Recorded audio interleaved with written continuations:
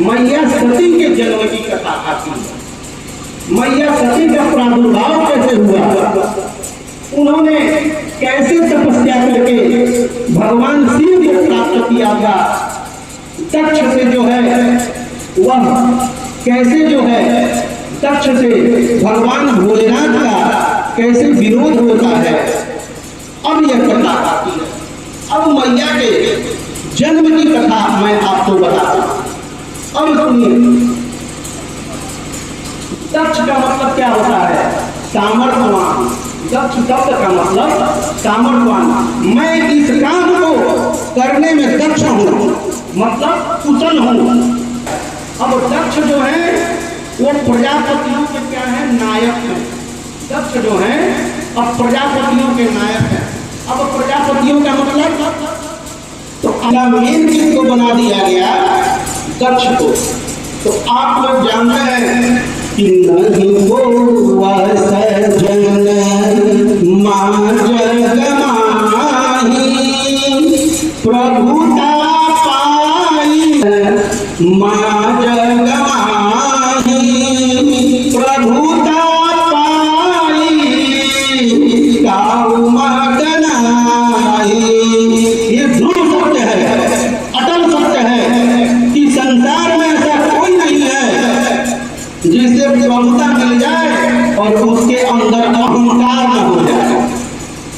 रामचरितमानस आप पूरा पढ़िएगा, एक ऐसी चौपाई है जिसके आगे भी नहीं है और पीछे भी नहीं है। और क्या चौपाई है?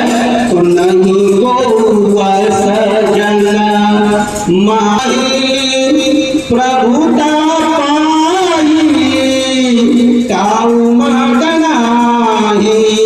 आगे भी नहीं और पीछे भी नहीं, हो ही नहीं सकता। अरे दक्ष को तो छोड़िए, दक्ष को भी छोड़िए, आपके जेब में जो बटुआ रहता है उसमें भी ज्यादा पैसा हो जाता है, फूल जाता है। तो भला आदमी क्यों न फूले? तो जब बना दिया गया दक्ष को प्रजापति बना दिया गया, अब क्या हुआ? तब कुछ काम करने लगे। अब सुनिए, महाराज दक्ष की जो है 2 पत्नियां हैं। महाराज दक्ष की 2 पत्नियां हैं। एक पत्नी का नाम जो है वो प्रसूति है और दूसरे का नाम क्या है? बीरणी है।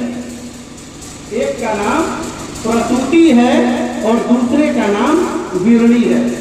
अब जो है दक्ष की जो प्रथम पत्नी जो है 24 पुत्रियों का जन्म होता है। उनसे क्या होता है? 24 पुत्रियों का जन्म होता है। एगो दूगो लड़की हो जाता है तो लोग का पास की लगता है। बाप हो बाप, अरे वो अपन भाग लेके आई लिया है, तार कोई से भाग बोलोगी तू नहीं को जानो। तो दक्ष के प्रथम पत्नी से 24 कन्याएं उत्पन्न हुई और बीरणी से 60 कन्याएं उत्पन्न हुई। 60 कन्याएं उत्पन्न हुई। अब सुनिए, इन 60 कन्याओं में बीरणी से जो उत्पन्न हुई, इन 60 कन्याओं में 27 की शादी इस चंद्रमा से हुई थी, चंद्रमा से हुई थी, और बाकी की शादी ऋषि से हुए, पूरे वंश विस्तार है। अब सुनिए, और जो पहली पत्नी जो प्रसूति है, पहली पत्नी प्रसूति से 24 कन्याएं हुई, जिनमें सबसे छोटी